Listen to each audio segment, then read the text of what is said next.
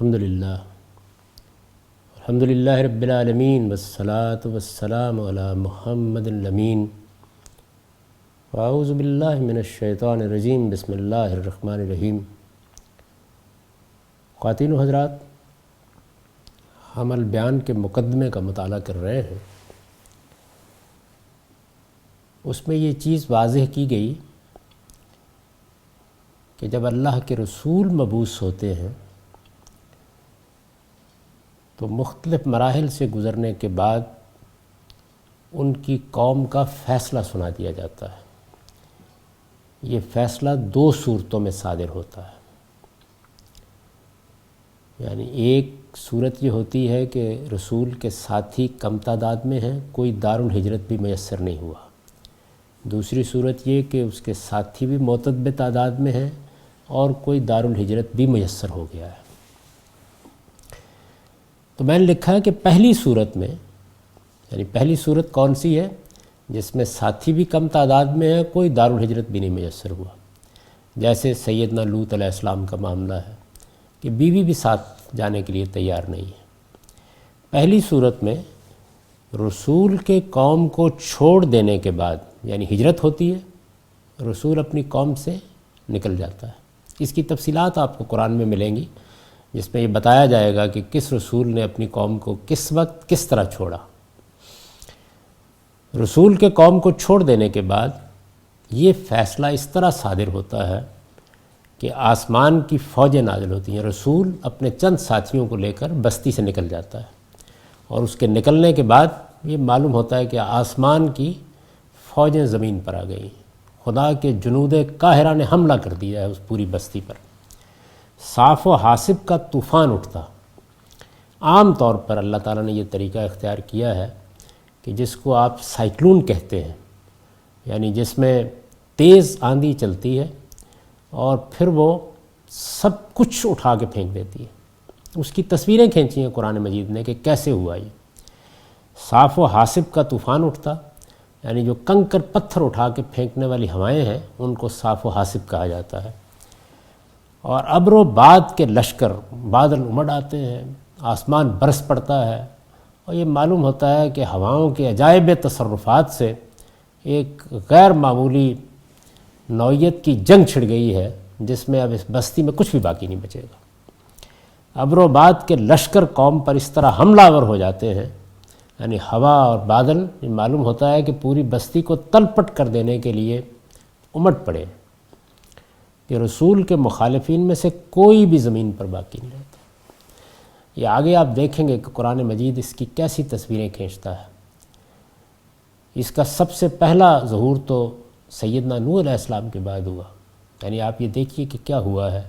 ان کو ایک کشتی بنانے کے لیے کہہ دیا گیا، حجت پوری ہو گئی، قوم کے فیصلے کا وقت آ گیا۔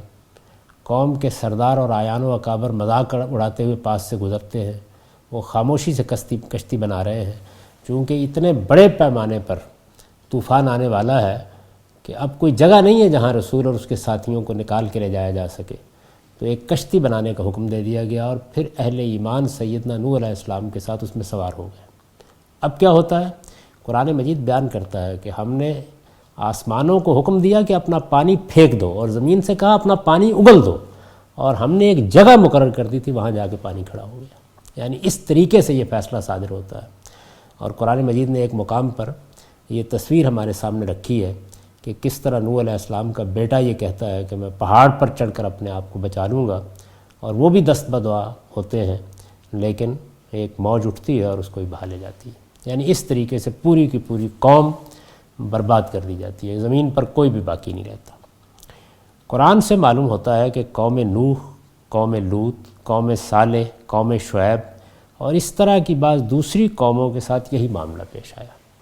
چنانچہ قرآن مجید ان قوموں کی سرگزشت سناتا ہے، جگہ جگہ سناتا ہے، یہ بتاتا ہے کہ ان کے پیغمبروں نے کیا بات آ کر کہی، کس طرح انذار کیا، کیسے انذار عام ہوا، کس طرح اتمام حجت ہوا، پھر کس طریقے سے فیصلہ سنایا گیا، آخری الٹیمیٹم کیسے دیا گیا۔ کسی قوم سے کہا گیا 2 دن 3 دن، کسی کے لیے اونٹنی نامزد کر دی گئی، اور پھر جیسے ہی پیغمبر اور اس کے ساتھی باہر نکلے تو یہ معلوم ہوا کہ زمین و آسمان سب کے سب ایک بستی پر ٹوٹ پڑے۔ یہ صورتحال ہوتی ہے۔ اس سے مستثنا صرف بنی اسرائیل رہے، جن کے اصلاً توحید سے وابستہ ہونے کی وجہ سے سیدنا مسیح علیہ السلام کے ان کو چھوڑنے کے بعد ان کی ہلاکت کے بجائے ہمیشہ کے لیے مغلوبیت کا عذاب ان پر مسلط کر دیا گیا۔ اب یہاں اللہ تعالیٰ نے ان قوموں کے لیے ایک رعایت رکھی ہے جو اصلاً خدا کی ماننے والی قومیں ہیں، توحید پر ان کا ایمان ہے، لیکن پیغمبر کے انذار کے بعد آمادہ سرکشی ہو گئی۔ ان کی سب سے نمایاں مثال بنی اسرائیل ہے۔ بنی اسرائیل کا معاملہ عام اقوام کا نہیں ہے، یعنی بنی اسرائیل وہ قوم ہے جس کو اللہ تعالیٰ نے دوسرے مرحلے میں، پہلا مرحلہ تو وہ ہے کہ جس میں ہر قوم کی طرف اللہ کے رسول آئے، دوسرے مرحلے میں اللہ تعالیٰ نے حضرت ابراہیم کی اولاد کو منتخب کیا کہ اب یہ پوری کی پوری ذریت ابراہیم، دوسرے لفظوں میں کہیے ایک پوری قوم اس کے لیے تیار کی گئی کہ یہ نبوت کا فریضہ انجام دے۔ یہ وہ خصوصی منصب ہے جو بنی اسرائیل کو حاصل ہوا۔ تو اس منصب پر فائز ہونے اور توحید سے وابستہ ہونے، کیونکہ یہ قرآن نے ضمانت دے دی ہے کہ جس طرح یہاں کے عذاب میں توحید زندگی کی ضمانت بن جاتی ہے، بالکل اسی طرح قیامت میں بھی یہ فرمایا ہے نا کہ میں سارے جرائم کو معاف کر سکتا ہوں اپنے اصول قانون کے مطابق، لیکن شرک کو معاف نہیں کروں گا۔ تو وہاں پر بھی یہی صورتحال ہے۔ یہ چونکہ توحید سے وابستہ تھے، اس کے ماننے والے تھے، اب غلطیاں کر رہے تھے، شرک کا ارتکاب بھی کر رہے تھے، لیکن اصلاً اسی مقام پر کھڑے تھے کہ اللہ ایک ہے اور ہم اس کے ماننے والے ہیں۔ جو جرائم کر رہے تھے ان پر جب متنبع کیا گیا، اور خاص طور پر سیدنا مسیح علیہ السلام نے متنبع کیا اور ان پر آخری حجت تمام کی اور یہ ماننے کے لیے تیار نہیں ہوئے، تو پھر عذاب کا فیصلہ کیا گیا۔ ان کے لیے سیدنا مسیح علیہ السلام کے بعد جب عذاب کا فیصلہ کیا گیا تو ان کی خصوصی حیثیت بھی پیش نظر ہے اور توحید سے ان کی وابستگی بھی پیش نظر ہے۔ دونوں کو سامنے رکھ کے ان کو زمین سے مٹا نہیں دیا گیا، بلکہ یہ کہا گیا کہ اب قیامت تک اللہ تعالیٰ نے مسیح علیہ السلام کے ماننے والوں کو ان پر غلبہ عطا فرما دیا ہے، یعنی یہ ان کے محکوم ہو کر رہیں گے۔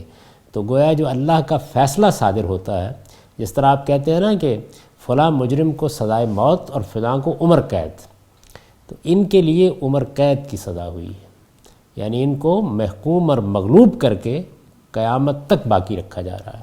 اور اس طرح گویا خدا کی دینونت اور خدا کے فیصلے کا یہ زندہ نمونہ ہے۔ اس کی تفصیلات پر ہم آگے بحث کریں گے، کیونکہ یہ سورہ بقرہ میں زیر بحث آ رہی ہے۔ یہ ایک صورت ہے، پہلی صورت یہ ہوتی ہے۔ دوسری صورت میں عذاب کا یہ فیصلہ رسول اور اس کے ساتھیوں کی تلواروں کے ذریعے سے نافذ کیا جاتا ہے، یعنی اب رسول کے ساتھی بھی اچھی تعداد میں ہیں اور ان کو کوئی دارالہجرت بھی میسر آ گیا ہے، جہاں ان کا باقاعدہ ایک نظم قائم ہو گیا ہے، جس کو آپ جدید اصطلاح میں حکومت سے تعبیر کر سکتے ہیں۔ تو پھر ان کو کہا جاتا ہے کہ اب تمہاری تلواروں کے ذریعے سے وہ عذاب آئے گا جو طوفانوں سے پہلے آیا کرتا تھا۔ اس کو قرآن مجید نے بیان کیا ہے کہ یعذبہم اللہ بایدیکم، یعنی اللہ کے فرشتوں کے ہاتھ سے جو عذاب آتا تھا اب وہ اہل ایمان کے ہاتھ سے آئے گا۔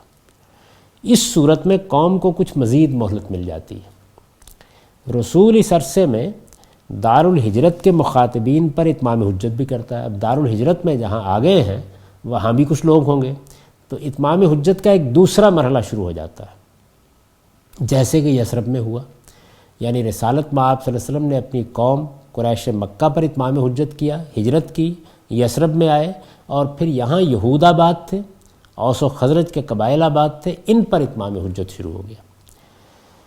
اپنے اوپر ایمان لانے والوں کی تربیت اور تطہیر و تزکیہ کے بعد انہیں اس معرکہ حق و باطل کے لیے منظم بھی کرتا ہے، یعنی اب چونکہ عذاب فرشتے نہیں لائیں گے، اب سائیکلونی طوفان نہیں اٹھے گا، اب پانی کو حکم نہیں دیا جائے گا کہ وہ نکلے اور آسمان اپنا پانی اگل دے اور زمین اپنا پانی اگل دے اور ایک پوری قوم غرقاب کر دی جائے۔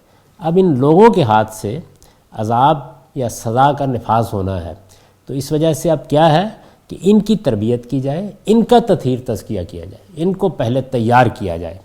تطہیر و تزکیہ کا مطلب ہے یعنی کھوٹ دور کر کے پاکیزہ انسان بنایا جائے، اور پھر ایک حق و باطل کا مارکہ برپا ہونا ہے، یعنی ایک طرف حق ہے دوسری جانب باطل ہے۔ اور دارالہجرت میں اپنا اقتدار بھی اس قدر مستحکم کر لیتا ہے، یعنی اب یہ بھی ضروری ہے کہ چونکہ انسانوں کے ذریعے سے یہ معاملہ ہونا ہے تو وہاں پر حکومت مستحکم ہو جائے، یعنی ایسا نہ ہو کہ جس گروہ کے ذریعے سے اقدام کیا جا رہا ہے اس کا اپنا مرکز خطرے میں پڑ جائے تو اس کو محکم کر لیا جاتا ہے کہ اس کی مدد سے وہ منکرین کے استیصال اور اہل حق کی سرفرازی کا یہ مارکا سر کر سکے۔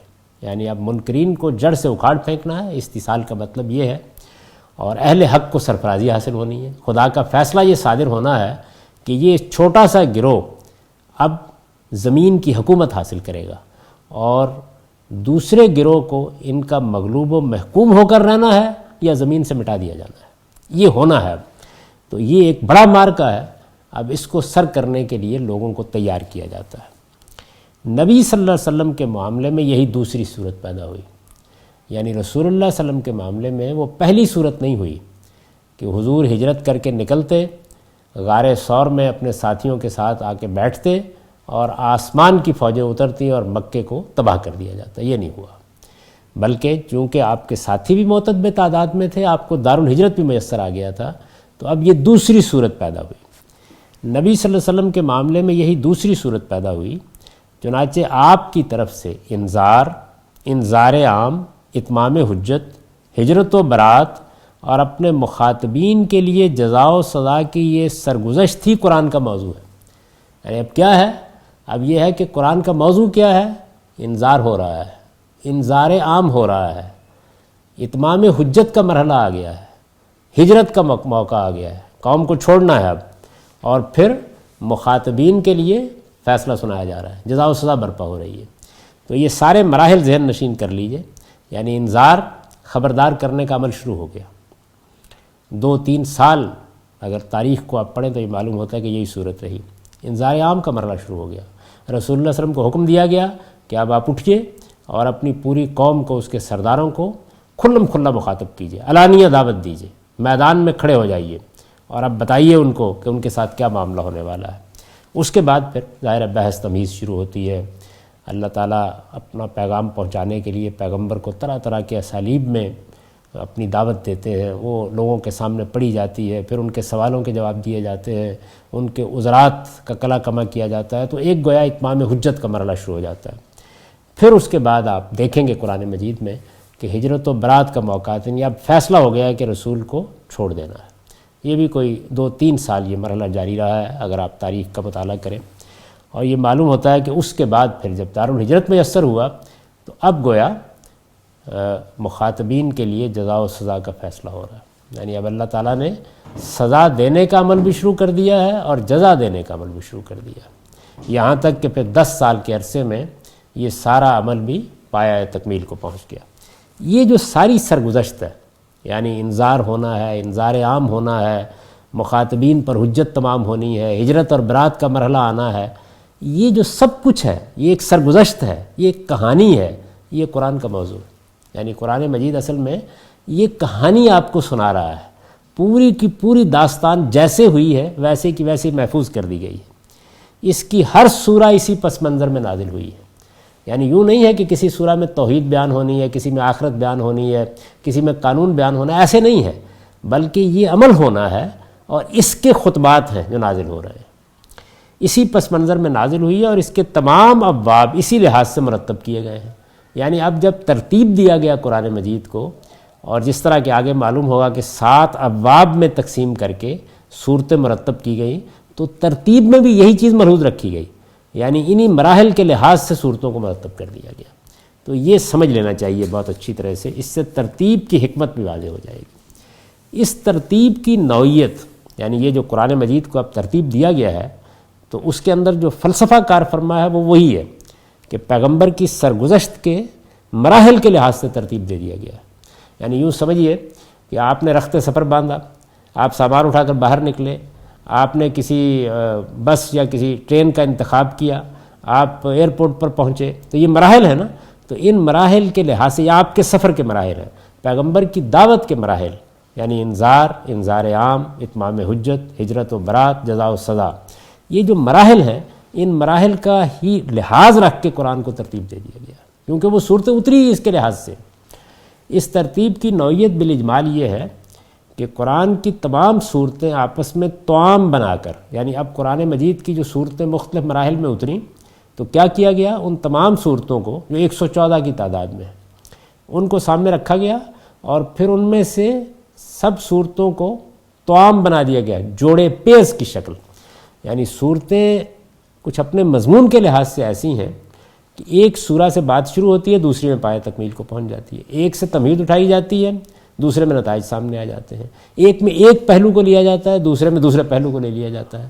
تو کیا کیا گیا، توام بنا کر، جوڑے بنا کر 7 ابواب کی صورت میں جمع کر دی. یعنی 114 صورتوں کو لیا گیا، ان کو توام بنا کے، جوڑے بنا کے، پیرس کی شکل دے کے مرتب کیا گیا. پھر کیا کیا گیا، پھر یہ کیا گیا کہ اب 7 ابواب میں تقسیم کر دیا گیا. یعنی وہی مراحل سامنے رکھے گئے، اور ایک باب میں وہ ایک طریقے سے پایہ تکمیل کو پہنچ گئے، دوسرے میں دوسرے طریقے سے، تیسرے میں تیسرے طریقے سے، اس طرح ان کو مرتب کر دیا گیا. یعنی ہر سورہ اپنے مضمون کے لحاظ سے اپنا ایک جوڑا اور مثنیٰ رکھتی ہے، اور دونوں میں اسی طرح کی مناسبت ہے جس طرح کی مناسبت زوجین میں ہوتی ہے. یعنی جیسے مرد و عورت ہیں، بالکل اسی طریقے سے اپنے مضمون کے لحاظ سے ہر سورہ کا ایک جوڑا ہوتا ہے یا اس کا ایک مثنیٰ ہوتا ہے. جیسے مثال کے طور پر آپ چھوٹی صورتوں میں دیکھیں نا، یہ سورہ، سمجھنے کے لیے میں مثال دے رہا ہوں، سورہ فلق، سورہ ناس، تو کیا ہے، یعنی ایک سورہ میں اور دوسری سورہ میں معلوم ہوتا ہے کہ ایک جوڑے کی سی مناسبت ہے. بالکل یہی شکل آپ کو قرآن مجید کی کم و بیش ساری صورتوں میں نظر آئے گی، جس طرح کی مناسبت زوجین میں ہوتی ہے. اس سے مستثنا چند صورتیں ہیں، یعنی حسن ترتیب کو قائم رکھنے کے لیے کچھ صورتیں اس سے مستثنا بھی ہیں، جن میں سے فاتحہ پورے قرآن کے لیے بمنزلہ دیباچہ ہے. یعنی قرآن مجید کی سب صورتیں توام ہیں کم و بیش، لیکن سورہ فاتحہ مثال کے طور پر پورے باب کے لیے ایک دیباچے کی حیثیت رکھتی ہے، اور قرآن کے لیے، جن میں سے فاتحہ پورے قرآن کے لیے بمنزلہ دیباچہ اور باقی تتمہ و تکملہ یا خاتمہ باب کے طور پر آئی ہیں. یعنی جس طرح سورہ فاتحہ ایک دیباچے کے طور پر الگ ہے، اور آگے پھر 4 صورتیں ہیں جن میں سے بقرہ، آل عمران توام، اسی طرح نساء اور مائدہ توام. یعنی جوڑے آگے 2 ہیں، 4 صورتوں میں 2 جوڑے بنا دیے گئے ہیں، اور شروع میں ایک سورہ منفرد ہے، سورہ فاتحہ، اس لیے کہ قرآن شروع ہو رہا ہے تو اس کا ایک دیباچہ ہے، اس کی ایک ابتدا ہے جس سے وہ شروع کیا گیا ہے. اسی طرح جو باقی صورتیں آپ کو منفرد نظر آئیں گی، ان میں کیا ہوتا ہے، ان میں یہ ہوتا ہے کہ جوڑا جوڑا صورتیں چلی آ رہی ہیں 2 کر کے، اور آخر میں کوئی ایک سورہ ہوگی جو تتمے اور تکملے کی حیثیت اختیار کر لے گی، گویا مضمون اپنے خاتمے پر پہنچ گیا ہے اور وہ خاتمے کی سورہ ہے. یہ طریقہ ہے، جس طرح یہ ابتدا کی سورہ ہے تو بعض جگہوں پر خاتمے کی صورتیں بھی. پھر کیا کیا گیا، پھر 7 مجموعوں کی صورت میں جنہیں ہم نے ابواب سے تعبیر کیا ہے، یہ صورتیں قرآن میں مرتب کر دی گئی ہیں. یعنی تمام صورتیں جوڑا جوڑا ہیں، ان میں سے کبھی ابتدا میں ایک منفرد سورہ ہوتی ہے، کبھی خاتمے پر ایک منفرد سورہ ہوتی ہے، اور ان تمام صورتوں کو اس طرح ترتیب دیا گیا کہ اس کے 7 گروپ بن گئے، 7 ابواب بن گئے ہیں. یہ صورتیں قرآن میں مرتب کر دی گئی ہیں. قرآن سے متعلق یہ حقیقت سورہ ہجر میں اس طرح بیان ہوئی ہے. یعنی قرآن مجید نے اپنے اس ترتیب کو خود بیان کر دیا ہے. قرآن مجید کا ارشاد ہے، یہ سورہ ہجر کی 87 آیت ہے، وَلَقَدْ آتَيْنَاكَ سَبْعًا مِّنَ الْمَثَانِي وَالْقُرْآنِ الْعَظِيمِ، اور ہم نے اے پیغمبر تم کو 7 مثانی دیے ہیں، یعنی یہ قرآن عظیم عطا فرمایا ہے. مثانی کا مطلب ہے جوڑے، تو فرمایا ہم نے تم کو 7 مثانی دیے ہیں، وہ 7 ابواب ہیں، اور ان میں صورتیں جوڑا جوڑا ہیں. اور پھر بتایا کہ یہ 7 مثانی یعنی 7 ابواب جن میں جوڑا جوڑا صورتیں ہیں، یہ مل کے پورا قرآن عظیم بن جاتا ہے. تو یہ قرآن مجید نے خود اپنی ترتیب کا راز کھول دیا اور یہ بتایا ہے کہ اس کی نوعیت یہ ہے. قرآن کے ان 7 ابواب میں سے ہر باب ایک یا ایک سے زیادہ مکی صورتوں سے شروع ہوتا ہے اور ایک یا ایک سے زیادہ مدنی صورتوں پر ختم ہو جاتا ہے. ایسا ہی ہونا بھی چاہیے. اس کی وجہ یہ ہے کہ مکے سے ابتدا ہوئی ہے، مدینے میں اختتام ہوا ہے. تو اب ہوگا کیا؟ ہوگا یہ کہ ابتدا مکی صورتوں سے ہوگی اور خاتمہ مدنی صورتوں پر ہوگا. تو ہر باب میں یہی ترتیب ہے، یعنی ابتدا میں ایک یا ایک سے زیادہ مکی صورتیں ہوں گی، اور پھر خاتمے پر ایک یا ایک سے زیادہ مدنی صورتیں ہوں گی. اب دیکھیے کہ یہ 7 باب کیسے ترتیب دیے گئے ہیں. پہلا باب فاتحہ سے شروع ہوتا ہے اور مائدہ پر ختم ہوتا ہے، یعنی 5 صورتیں ہیں پہلے باب میں، فاتحہ سے شروع ہوتا ہے، مائدہ پر ختم ہو جاتا ہے۔ اس میں فاتحہ مکی اور باقی 4 مدنی ہیں، یعنی وہی چیز ایک یا ایک سے زیادہ مکی صورتوں سے شروع ہوگا، ایک یا ایک سے زیادہ مدنی صورتوں پر ختم ہو جائے گا۔ تو پہلے باب میں یہ ہے کہ ایک ہی سورہ مکی ہے اور اس کے بعد 4 مدنی صورتیں ہیں، اور اس طرح یہ پورا باب وجود میں آ گیا ہے۔ دوسرا باب انعام اور اعراف 2 مکی صورتوں سے شروع ہوتا ہے اور 2 مدنی صورتوں انفال اور توبہ پر ختم ہو جاتا ہے۔ جس طرح اس میں 5 صورتیں، اس میں صورتیں 4 ہیں، اور ان میں سے کیا کیا گیا ہے، 2 مدنی صورتوں کا ایک جوڑا، 2 مکی صورتوں کا ایک جوڑا، یعنی مکی صورتیں ہیں 2، وہ کون سی ہیں، انعام اور اعراف، مدنی صورتیں انفال اور توبہ۔ تو وہ شروع ہو رہا ہے انعام سے، پہلے انعام اور اعراف 2 مکی صورتیں آئیں، اور پھر آگے انفال اور توبہ 2 مدنی صورتیں آ گئیں۔ تیسرے باب میں یونس سے مومنون تک پہلے 14 صورتیں مکی ہیں، اور آخر میں ایک سورہ نور ہے جو مدنی ہے، یعنی پوری کی پوری باب کی صورتیں مکی ہیں، آخر میں ایک سورہ ہے مدنی، بالکل وہی صورت ہے جو پہلے باب میں ہے، یعنی وہاں ایک سورہ مکی ہے اور 4 مدنی ہے، اور یہاں کیا ہے، یہاں یہ ہے کہ یونس سے مومنون تک 14 صورتیں مکی ہیں اور آخر میں ایک سورہ نور مدنی ہے۔ چوتھا باب فرقان سے شروع ہوتا ہے، احزاب پر ختم ہوتا ہے۔ اس میں پہلی 8 صورتیں مکی اور آخر میں ایک یعنی احزاب مدنی ہے، یعنی اس میں بھی بالکل وہی چیز ہے جو تیسرے میں ہے۔ تیسرے میں بھی سب صورتیں مکی ہیں، آخر میں ایک سورہ مدنی، اس میں بھی سب صورتیں مکی ہیں، آخر میں ایک سورہ یعنی سورہ احزاب مدنی۔ اور یہ دیکھیے کہ نور اور احزاب بالکل اسی طریقے سے تتمہ اور تکملہ بن جاتی ہیں جیسے سورہ فاتحہ دباچہ ہے، تو وہ بھی منفرد، یہ بھی منفرد۔ 5واں باب سبا سے شروع ہوتا ہے، حجرات پر ختم ہوتا ہے۔ اس میں 13 صورتیں مکی اور آخر میں 3 مدنی، یعنی اس کی ترتیب یہ ہے۔ اور 6واں باب کاف سے شروع ہو کر تحریم پر ختم ہوتا ہے۔ اس میں 7 مکی اور اس کے بعد 10 مدنی ہیں، یعنی 7 صورتیں مکی ہیں اور پھر آخر میں 10 مدنی ہیں۔ اور 7واں باب ملک سے شروع ہو کر ناس پر ختم ہوتا ہے۔ اس میں آخری 2 یعنی معوذتین، سورہ فلق اور سورہ ناس، ان کو معوذتین کہا جاتا ہے، یہ مدنی اور باقی سب مکی، اس کی نوعیت یہ ہے۔ ان میں سے ہر باب کا ایک موضوع ہے، یعنی یہ 7 جو ابواب ہیں، یہ تو اس میں صورتیں کس ترتیب سے رکھی گئی ہیں وہ بیان ہو گیا۔ اب یہ کہ ان میں سے ہر باب کا پھر ایک موضوع بھی ہے۔ اب اس کو دیکھیے کیا ہے۔ پہلے باب کا موضوع یہود و نصارہ پر اتمام حجت، یعنی یہاں اب قریش مخاطب نہیں ہے، پہلے باب میں مخاطب اصل میں یہود و نصارہ ہے، اور ان پر اللہ کی حجت تمام ہوئی ہے۔ یہ لوگ ہیں کہ جو مدینہ میں آ کر مخاطب ہو گئے ہیں، ان کی جگہ ایک نئی امت کی تاسیس، یعنی یہود و نصارہ چونکہ پہلے خدا کی منتخب امت ہے، ان کی طرف نبوت آئی ہے، وہی حاملین شریعت ہیں، ان کی جگہ پر اب ایک نئی امت اٹھائی جا رہی ہے، یعنی گویا یوں سمجھ لیجئے کہ ان کا کردار ختم ہوا اور ایک نئی امت اب سامنے آ رہی ہے۔ وہ جو نئی امت سامنے آ رہی ہے، پھر اس باب میں کیا ہوتا ہے، یعنی دیکھیے اتمام حجت ہوا، ایک نئی امت بننا شروع ہو گئی، اور اس نئی امت کا تزکیہ و تطہیر شروع ہو گیا، یعنی اب اس امت کو ایک پاکیزہ امت بنانا ہے، اس کو منافقت سے پاک کرنا ہے، اس کو منکرین سے الگ کرنا ہے، اس کے لیے سرفرازی کا فیصلہ ہونا ہے، اور پھر آخر میں اس کے ساتھ خدا کا آخری عہد و پیمان ہے کہ اب تمہیں دنیا کے اندر میرا پیغام پہنچانا ہے، تو آخری عہد اللہ تعالیٰ نے پھر اس امت سے لیا ہے۔ یہ پہلا باب ہے۔ دوسرے باب میں مشرکین عرب پر، یعنی دیکھیے پہلے باب میں مخاطب کون ہے، یہود و نصارہ، اس میں مخاطب کون ہے، مشرکین عرب، یعنی قریش مکہ اور دوسرے مشرکین۔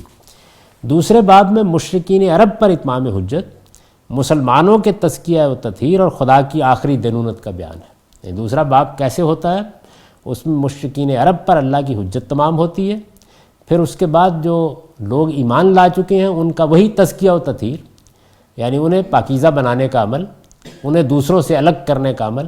یہ تزکیہ و تطہیر میں دونوں چیزیں ہوتی ہیں، یعنی ان کے اخلاق و کردار کی پاکیزگی، ان کو خدا کی شریعت کا حامل بنانا، یہ بھی اس کا ایک پہلو ہے، اور اس وقت جو مختلف گروہ موجود ہیں ان میں سے ان کو الگ کر لینا، کیونکہ اب اللہ کا فیصلہ ہونا ہے۔ جیسے کہ سیدنا نوح علیہ السلام نے اہل ایمان کو اٹھا کر کشتی میں ڈال لیا، الگ کر دیا ان کو. تو یہ تطہیر کا لفظ دونوں پہلوؤں کا احاطہ کرتا ہے، مسلمانوں کے تزکیہ و تطہیر اور خدا کی آخری دینونت کا بیان ہے. دینونت جزا و سزا، یعنی یہ آخری دینونت ہے. اللہ کے رسولوں کے ذریعے سے جو قیامت صغریٰ برپا ہوتی رہی ہے وہ آخری مرتبہ برپا ہو رہی ہے، تو پھر یہ دینونت برپا ہو گئی ہے. اس باب میں خاتمے پر اس باب کی آخری سورہ اسی وجہ سے سورہ توبہ ہے. خدا کا قہر نازل ہو گیا ہے، خدا کے عذاب کا فیصلہ ہو گیا ہے، مشرکین عرب کے قتل عام کا حکم دے دیا گیا ہے، اس لیے اس پر بسم اللہ الرحمن الرحیم نہیں لکھی جاتی. تو یہ اس باب کی ترتیب ہے. تیسرے، چوتھے، پانچویں اور چھٹے باب کا موضوع ایک ہی ہے، اور وہ انذار و بشارت اور تزکیہ و تطہیر ہے. یعنی خبردار کرنا ہے اور اہل ایمان کو جنت کی بھی بشارت دینی ہے اور دنیا میں بھی سرفرازی کی بشارت دینی ہے. منکرین کو آخرت میں بھی عذاب سے خبردار کرنا ہے اور دنیا میں جو کچھ اس کے ساتھ ہونے والا ہے اس سے بھی خبردار کرنا ہے. تو یہ خبردار کرنا، انذار اور بشارت، خوشخبری، یہ اس کا موضوع ہے. اور ساتھ کیا ہو رہا ہے؟ ساتھ یہ ہو رہا ہے کہ اہل ایمان کا تزکیہ و تطہیر ہو رہا ہے. ساتویں اور آخری باب کا موضوع قریش کے سرداروں کو انذار قیامت، یعنی اس میں اصلاً مخاطبی قریش کی لیڈرشپ ہے، ان کو انذار قیامت کیا جا رہا ہے. وہ دن آنے والا ہے، وہ گھڑی آنے والی ہے، کائنات کے سارے نظم کو درہم برہم کیا جانے والا ہے، خدا کا فیصلہ ہونے والا ہے. ان پر اتمام حجت، اس کے نتیجے میں انہیں عذاب کی وعید. اب انہیں بتایا جا رہا ہے کہ یہ کوئی آسان معاملہ نہیں ہے، اس دعوت کو قبول نہیں کرو گے تو پھر عذاب سروں پر منڈلا رہا ہے. اور نبی صلی اللہ علیہ وسلم کے لیے سرزمین عرب میں غلبہ حق کی بشارت، اور رسول اللہ صلی اللہ علیہ وسلم کو بشارت سنائی جا رہی ہے کہ اب آپ کی قوم، یعنی اس وقت تنہا کھڑے، کوئی آثار نہیں ہے. بتایا جا رہا ہے کہ یہ قریش کی لیڈرشپ یہ اب بربادی کے آخری کنارے پر پہنچ گئی ہے اور آپ کے لیے سرفرازی کا فیصلہ ہونے والا ہے. اس سرزمین کی حکومت آپ کو دی جانے والی ہے. اسے ہم مختصر طریقے پر محض انذار و بشارت سے بھی تعبیر کر سکتے ہیں، یعنی یہ اس کی تفصیل کر دی ہے. آپ یہ کہہ سکتے ہیں کہ اس کا موضوع بھی اصل میں انذار و بشارت ہے. ایک طرف منکرین کو خبردار کر دیا گیا ہے آخری درجے میں کہ تمہارے ساتھ کیا ہونے والا ہے، اور دوسری جانب رسالت میں آپ صلی اللہ علیہ وسلم کو بشارت دی جا رہی ہے کہ آپ کو کیا سرفرازی حاصل ہونے والی ہے. ان میں سے پہلے باب کو الگ کر لیجئے تو قرآن میں ان کی ترتیب خاتمے سے ابتدا کی طرف ہے. اب قرآن نے کیا ہے، دو گروہ ہو گئے ہیں، یعنی ایک یہود و نصارہ ہیں، ان پر اتمام حجت ہے اور نتیجہ نکلنا ہے. دوسری طرف مشرکین عرب ہیں، ان پر اتمام حجت ہے اور نتیجہ نکلنا ہے. تو دو گروہ ہیں. تو اب کیا یہ گیا ہے کہ پہلے باب کو لے کر اس کو بھی دوسرے باب میں جا کر آخری نتیجے تک پہنچا دیا ہے، اور باقی تمام ابواب کو بھی اس طرح ترتیب دیا گیا ہے کہ وہ ترتیب خاتمے سے ابتدا کی طرف بن گئی ہے. یعنی یوں سمجھ لیجئے کہ جیسے آگے چل کر میں اس کی مثال دی ہے کہ جیسے آپ نے ایک احرام بنا دیا، ادھر سے آپ گئے اور چوٹی پر پہنچ گئے، ادھر سے گئے تو چاندی چوٹی پر پہنچ گئے. ان میں سے پہلے باب کو الگ کر لیجئے تو قرآن میں ان کی ترتیب خاتمے سے ابتدا کی طرف ہے.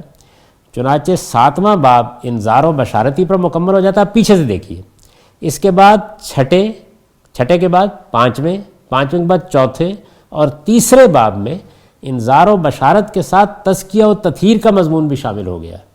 یعنی پہلے انذار و بشارت پر بات ختم ہو گئی، پھر اب آگے جو ابواب آئے وہ کون سا ہے؟ چھٹا، پانچواں، چوتھا اور تیسرا. 4 ابواب میں انذار و بشارت کے ساتھ کس مضمون کا اضافہ ہوا؟ تزکیہ و تطہیر کے مضمون کا اضافہ ہو گیا. پھر دوسرا اور اس سلسلے کا آخری باب ہے، یعنی ادھر سے پہلے کے بعد دوسرا اور ادھر سے آپ آئے تو سب ابواب کے بعد آخری باب. تو پھر دوسرا اور اس سلسلے کا آخری باب ہے جس میں پیغمبر کا انذار اپنے منتہا کو پہنچتا ہے، یعنی اب گویا کلمینیشن کو پہنچ گئی بات. لہٰذا اتمام حجت اور تزکیہ و تطہیر کے ساتھ، یعنی اس باب میں بھی اتمام حجت ہوا ہے، اس میں بھی تزکیہ و تطہیر ہوا، لیکن اس میں مخاطبین کے لیے آسمان کی عدالت کا وہ فیصلہ بھی سامنے آ جاتا ہے جسے ہم قیامت سے پہلے خدا کی آخری دینونت سے تعبیر کرتے ہیں. اس باب میں ادھر والوں کے لیے بھی فیصلہ سامنے آ گیا ہے اور ادھر والوں کے لیے بھی خدا کا فیصلہ سامنے آ گیا ہے. یعنی فیصلہ کیا ہے؟ اہل ایمان کے لیے سرزمین عرب کی بلکہ دنیا کی بادشاہی، اور منکرین کے لیے تباہی، محکومیت اور استیصال، خاتمہ کر دیا گیا ان کا.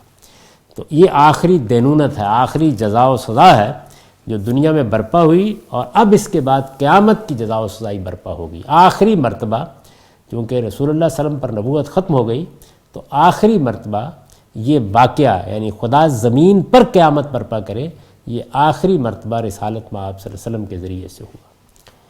پہلا باب اس لحاظ سے بالکل الگ ہے کہ مشرکین عرب کے بجائے وہ یہود و نصارہ کے لیے خاص ہے۔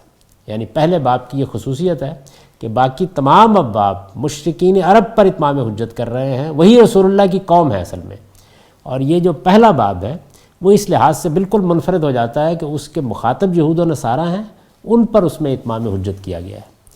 لیکن قرآن کی ابتدا سے دیکھیے تو یہ بھی تزکیہ، یہ بھی اتمام حجت اور تزکیہ و تطہیر کے بعد سورہ توبہ میں دینونت کے مضمون سے بالکل اسی طرح مربوط ہو جاتا ہے جس طرح اوپر کے ابواب اور خاتمے سے ابتدا کی طرف آئیے تو ترتیب سعودی سے مربوط ہو جاتے ہیں۔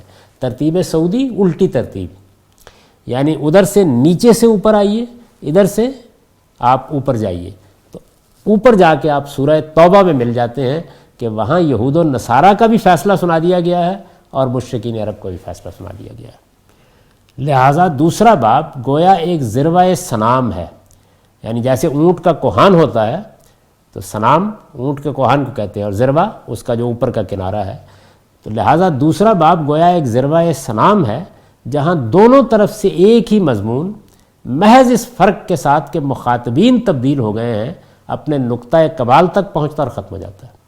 یعنی ادھر سے بھی وہی مضمون شروع ہوا اور وہاں جا کے اپنے نقطہ کمال کو پہنچ گیا، ادھر سے بھی وہی مضمون شروع ہوا اور وہاں جا کے اپنے نقطہ کمال کو پہنچ گیا۔ تو کیا بن گئی؟ بالکل یوں سمجھیے کہ ایک طرح کا پیرامڈ بن گیا، ایک طرح کا کوہان بن گیا۔ قرآن مجید میں ابواب کی ترتیب اس طرح ہے۔ اس سے واضح ہے کہ دوسرے باب سے آگے ترتیب نزولی کا طریقہ پہلے باب کے لیے ربط کی اسی ضرورت کے پیش نظر اختیار کیا گیا ہے۔ یعنی دوسرے باب سے آگے جو ترتیب ہے وہ تبدیل کر دی گئی ہے۔ وہ ترتیب کیوں تبدیل کی گئی ہے؟ یعنی اس میں مضمون اوپر سے نیچے اترنا شروع ہو گیا ہے، اس لیے کہ اسی طریقے سے اس کو مرتب کر کے یہاں پہنچا دینا ہے۔ پہلا باب اس ترتیب میں، اب یہ سوال پیدا ہوا کہ پہلے باب کو مقدم کیوں کیا گیا؟ یعنی یہ بھی تو ہو سکتا تھا کہ جو ابواب آخری ابواب ہیں وہ ادھر سے آتے، اس کے بعد یہ باب آتا اور پھر سورہ توبہ والا باب آ جاتا۔ تو پہلا باب اس ترتیب میں مقدم اس لیے ہوا ہے کہ حاملین قرآن اب اولاً اسی کے مخاطب ہے، یعنی ایک امت بن گئی ہے، اس امت کو وہی کام کرنا ہے جو بنی اسرائیل نے کیا تھا، تو اس وجہ سے پہلے باب کو مقدم کر دیا گیا ہے، اس لیے کہ ہماری دعوت، ہماری شریعت، ہمارے پیغام، ہماری ذمہ داری، ہمارے منصب شہادت کے ساتھ اصلاً اس کا تعلق ہے۔ یعنی جو باقی ابواب ہیں وہ تو نہ ماننے والوں کو مخاطب کر رہے ہیں، ماننے والوں کو کیا کرنا ہے ان کے لیے اصل خطاب اسی باب میں ہے، تو اس کو مقدم کر دیا گیا۔ انذار و بشارت اور اتمام حجت کا مضمون، یعنی جو مضامین ہیں وہ کیا ہیں؟ انذار، بشارت، اتمام حجت۔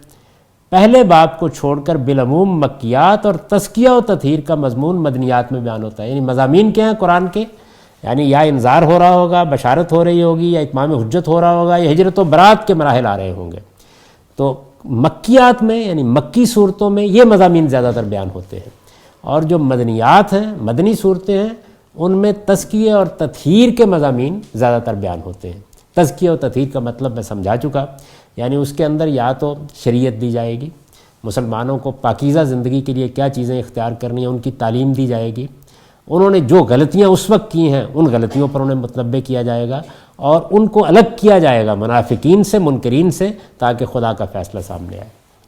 لیکن یہ دونوں باب بھی ہر باب میں اس طرح ہم رنگ اور ہم آہنگ ہیں گویا جڑ سے تنا اور تنے سے شاخیں پھوٹ رہی ہیں۔ یعنی یہ جو مضمون ہوتا ہے انذار، بشارت، اتمام حجت، پھر اس کے بعد تزکیہ و تطہیر، تو ہر باب میں ابتدا ہونی ہے، پھر اس کو منتہا تک پہنچنا ہے۔ تو جب آپ دیکھیں گے تو آپ کو اندازہ ہو جائے گا کہ بالکل ہم رنگ اور ہم آہنگ ہو کر، جیسے کسی جڑ سے تنا پھوٹنا شروع ہو جاتا ہے، تنے سے شاخیں نکلنی شروع ہو جاتی ہیں، بالکل اسی طرح مضمون ارتقاء کے مراحل طے کرتا ہے، اور پھر ایک تدریجی ارتقاء سے اپنے خاتمے اور اپنی انتہا تک پہنچتا ہے۔ نبی صلی اللہ علیہ وسلم کی بعثت کے نتیجے میں، یعنی رسول اللہ صلی اللہ علیہ وسلم دنیا میں بھیجے گئے، آپ کی بعثت کے نتیجے میں خدا کی جو عدالت سرزمین عرب میں قائم ہوئی. یعنی کیا ہوا جب رسول اللہ آئے؟ صرف آپ نے آگے دین نہیں دیا، خدا کی عدالت زمین پر قائم ہوئی. خدا کی جو عدالت سرزمین عرب میں قائم ہوئی، اس کی روداد، اس کی سرگزشت اس حسن ترتیب کے ساتھ اس کتاب میں ہمیشہ کے لیے محفوظ کر دی گئی. یعنی قرآن کیا ہے کہ جو عدالت رسالت میں آپ صلی اللہ علیہ وسلم نے برپا کی، اس کی سرگزشت ہے، اس کا بیان ہے، اس کی روداد ہے. گویا آپ ایک واقعہ ہوا ہے، اس واقعے کو پڑھ رہے ہیں کہ وہ کیسے ہوا ہے. اس لحاظ سے دیکھیے تو قرآن مذہب کا یہ بنیادی مقدمہ بالکل آخری درجے میں ثابت کر دیتا ہے کہ خدا کی عدالت پورے عالم کے لیے بھی ایک دن اسی طرح قائم ہو کر رہے گی. یعنی اب ہوا کیا؟ ہوا یہ کہ انبیاء علیہم السلام یہ پیغام لے کے آئے. یہ مذہب کا بنیادی مقدمہ ہے کہ لوگوں، ایک دن خدا کی عدالت پوری انسانیت کے لیے قائم ہونے والی ہے. لوگوں نے عقلی استدلال سے اس مقدمے کو ماننے سے انکار کر دیا تو وہ عدالت زمین پر لگا کر دکھا دی گئی.